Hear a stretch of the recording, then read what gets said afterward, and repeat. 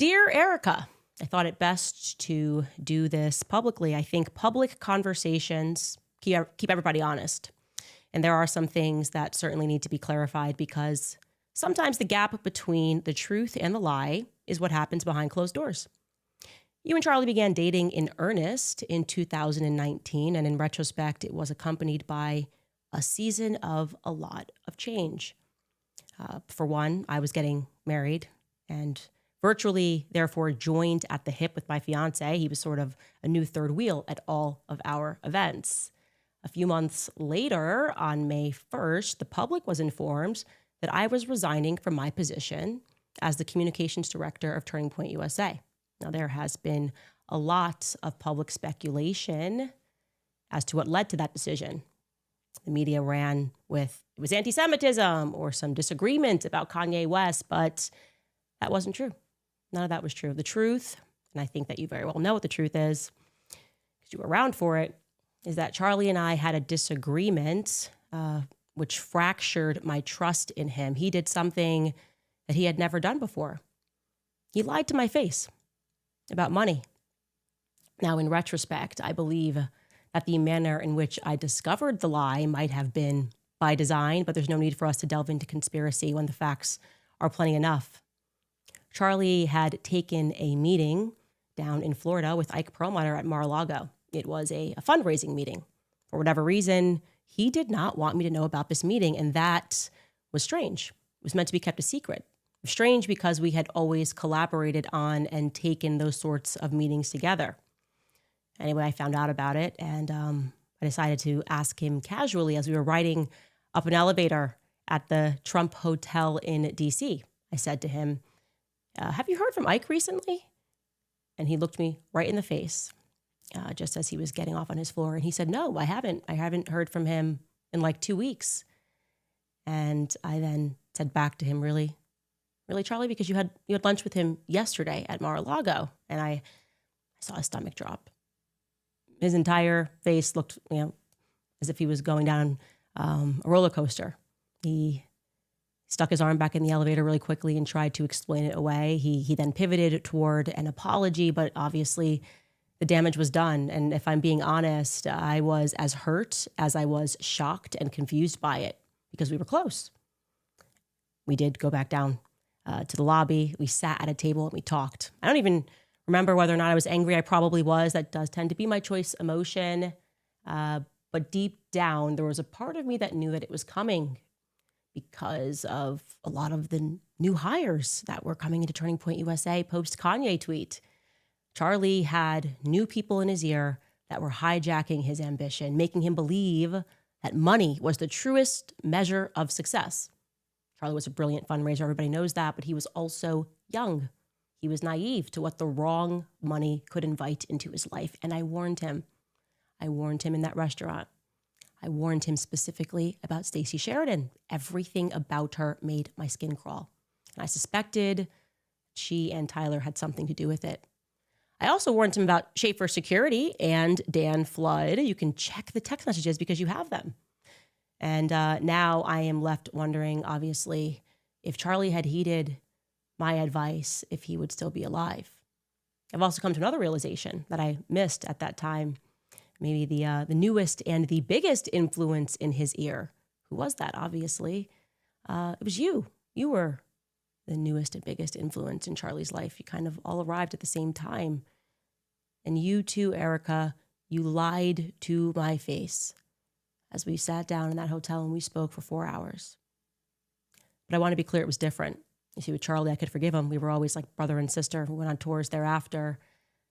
But you didn't do it. When you lied, you didn't do it out of naivety. You didn't do it because you were young and being pulled into the wrong direction by bad faith actors. Andrew Colvett was never going rogue. You knew that.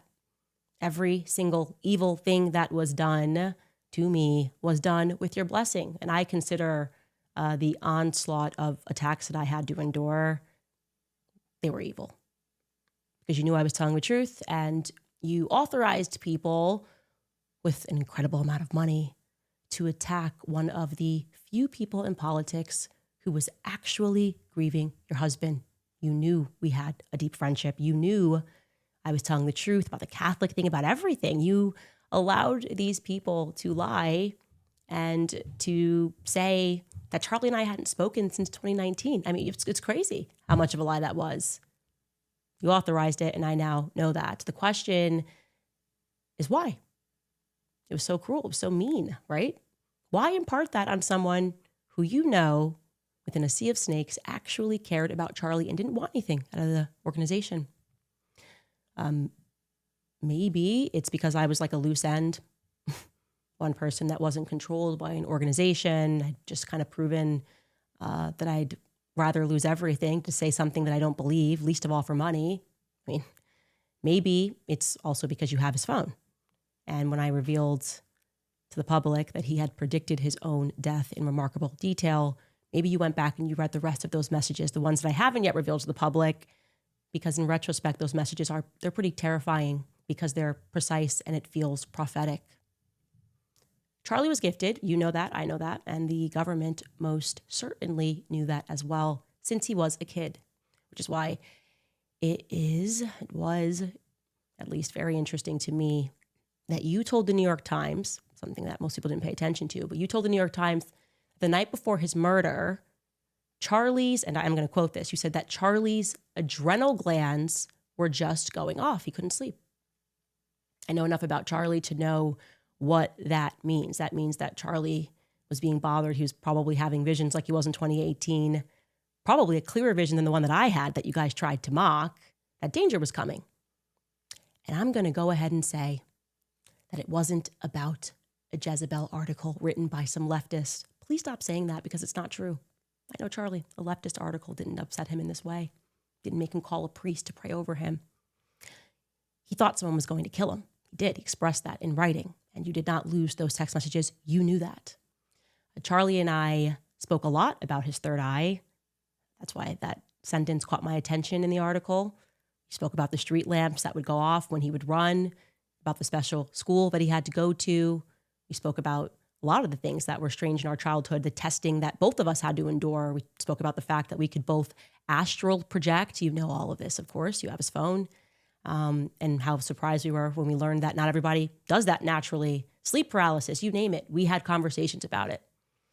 And if Charlie's adrenal glands were going off, it was probably maybe for the very same reason that I pulled my kids out of school days before he was murdered, because I sensed danger was coming.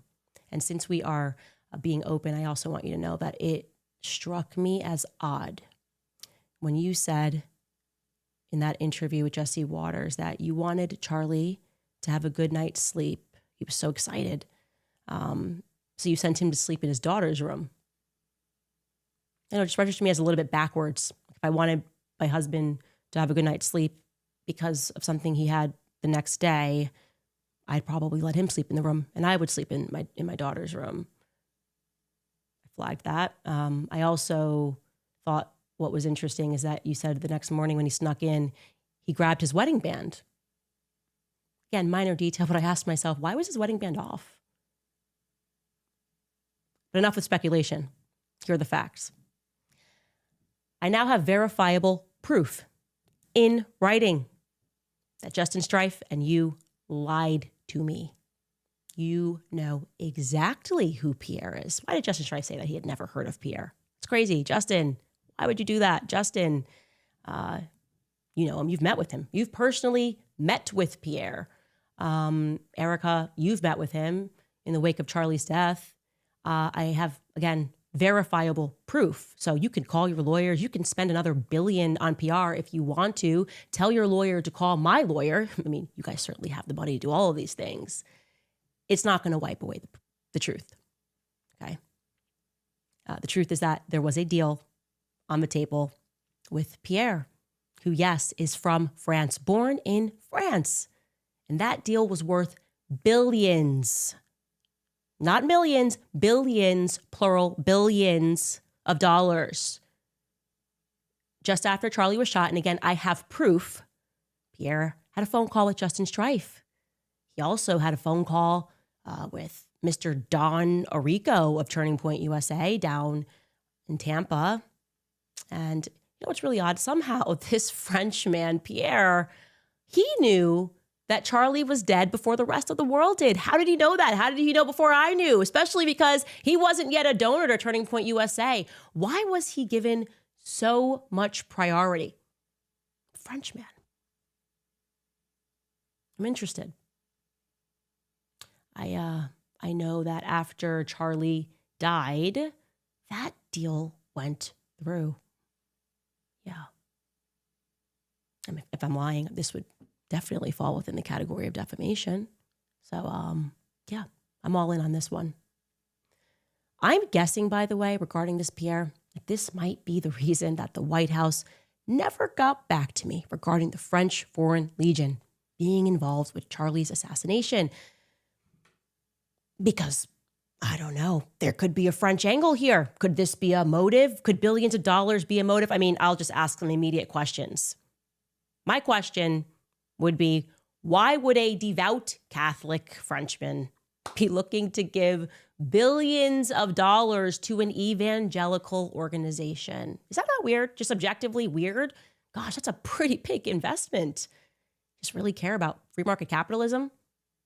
What's France got to do with college campuses in America? Full stop. The answer, Erika, is nothing. Nothing.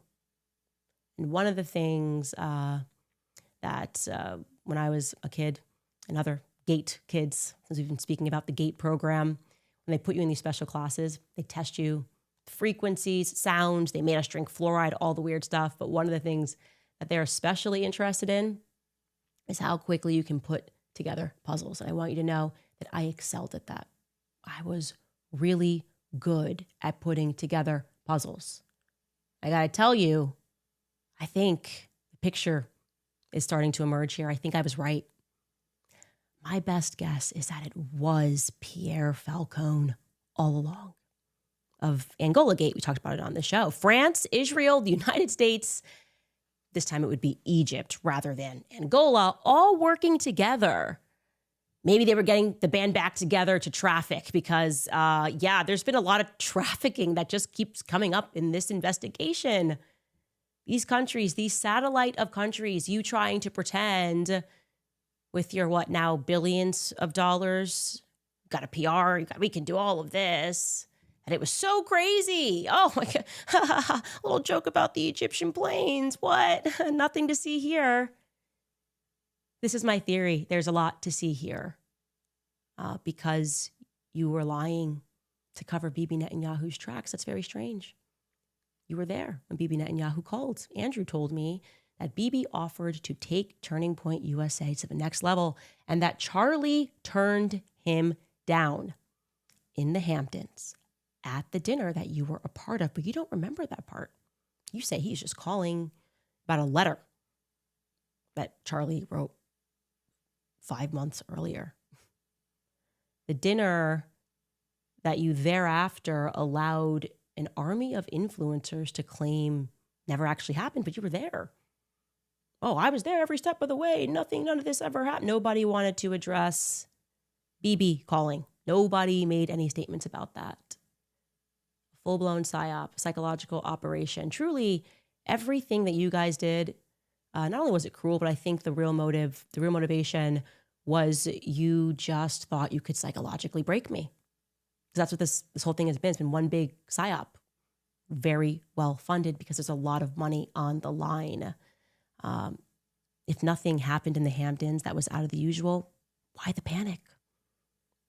Because something did happen.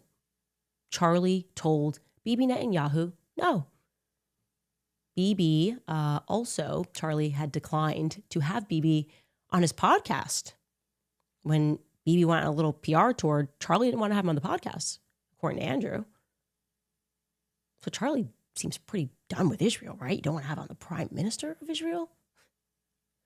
But the obvious question here at the media is not interested in, but I certainly am, is in exchange for what, right? In exchange for what was Bibi Netanyahu going to take Turning Point USA to the next level? In exchange for what? And also, how was he planning to get that money into the company? Turning Point was already worth $100 million. pulls in $100 million annually. What does the next level mean? It sounds like it would have to be billions. Via whom? My guess is Pierre, Erika. I think that there's a reason Pierre knew that Charlie was dead first. I think there's a reason he was a priority. How? Why? I think France and Israel are involved in Charlie Kirk's assassination. And I'm going to put that out there with full confidence. I also now have very strong evidence which suggests that you lied about your whereabouts on the morning of September 10th. Little details have been edited. You said that you were accompanying your mother as she was receiving a treatment. Like I said, I now have something which strongly disputes that narrative. So I'll ask you this question on behalf of the world. What the hell happened on September 10th? Why are you guys struggling to get your story straight? Why did you tell Jesse Waters this? And you wanted to see Charlie immediately and came up. Take us through that. We landed in Utah, went straight to the hospital. Straight to the hospital? Andrew told me that when he deplaned, you guys embraced on the tarmac and he boohoo cried in your arms because he had so much pent-up anxiety. So just given the planes, which you confirmed to me which plane he was on and which plane you were on, that would mean that you had to wait for Andrew to land for an hour. You waited for an hour. Don't do the thing where you tell me that Andrew went rogue. Don't do that, Erika. You're lying. You would be lying. The question is why? Why did you wait? And how long did you wait? And who was on the Egyptian planes? Who took off to Delaware? Who stayed behind to communicate on that second plane that was transponding for no reason? I think you know what I know, which is that I'm going to find out. This is not going to be a never-ending mystery. This is not going to be the JFK story.